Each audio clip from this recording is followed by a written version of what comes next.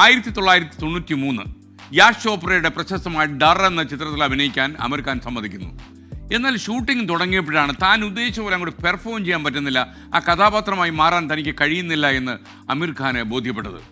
ആ ഘട്ടത്തിൽ കുറച്ച് കഴിഞ്ഞുപോയി. അപ്പോൾ ഷൂട്ടിങ്ങിൽ നിന്ന് ഉടനെ പിന്മാറുക, അതൊക്കെ ഒരു കരാർ ലംഘനമാണ്, ഒരുപാട് പൈസ നഷ്ടം ഉണ്ടാകും, അണിയറ പ്രവർത്തകർക്ക് ഒരുപാട് ബുദ്ധിമുട്ടുണ്ടാകും. ഇതെല്ലാം മനസ്സിലാക്കി അദ്ദേഹം ഒന്ന് മടിച്ചു ഇവരോട് പറയാൻ. എങ്ങനെ പറയും? എന്നാൽ ഓരോ ദിവസം കഴിയും തോറും ഈ കഥാപാത്രത്തോട് ഒരു രീതിയിലും തനിക്ക് നീതി പുലർത്താൻ കഴിയുന്നില്ല എന്ന് അദ്ദേഹം മനസ്സിലാക്കി.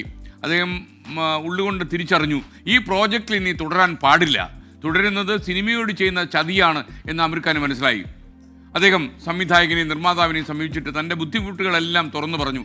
ഈ ക്യാരക്ടറാകാൻ എനിക്ക് കഴിയുന്നില്ലല്ലോ, ഞാൻ എത്ര ശ്രമിച്ചിട്ടും അവിടെ എത്താൻ കഴിയുന്നില്ല എന്ന് അദ്ദേഹം തീർച്ചയായിട്ടും അവരുടെ ചില ബുദ്ധിമുട്ടുകളും ക്ലേശങ്ങളും ഒക്കെ അവർ പറയും എന്ന് പ്രതീക്ഷിച്ചു. മാത്രമല്ല അവരുടെ രോഷപ്രകടനവും അദ്ദേഹം പ്രതീക്ഷിച്ചു.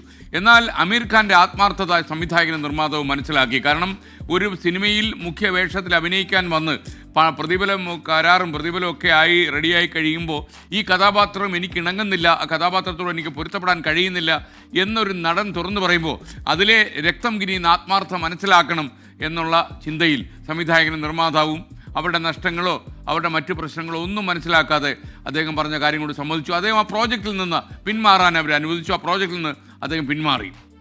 അപ്പോൾ ആ പ്രോജക്റ്റിൽ നിന്ന് പിന്മാറിയപ്പോൾ പിന്നീട് ആരാണെന്നറിയോ വന്നത്? ഷാരൂഖ് ഖാനാണ്.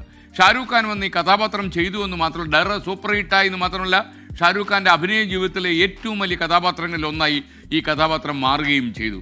അപ്പോൾ ഈ സ്റ്റോറിയിൽ നിന്ന്, ഈ അനുഭവത്തിൽ നമ്മൾ മനസ്സിലാക്കേണ്ട കാര്യം, നമ്മുടെ തീരുമാനങ്ങളിൽ ആത്മാർത്ഥതയും സത്യസന്ധതയും ഉണ്ടെങ്കിൽ നമ്മൾ ആ എന്തെങ്കിലും ലാഭനഷ്ടങ്ങൾ കണക്കാക്കി അതിൽ പിടിച്ചു തൂങ്ങുന്നത് ശരിയല്ല.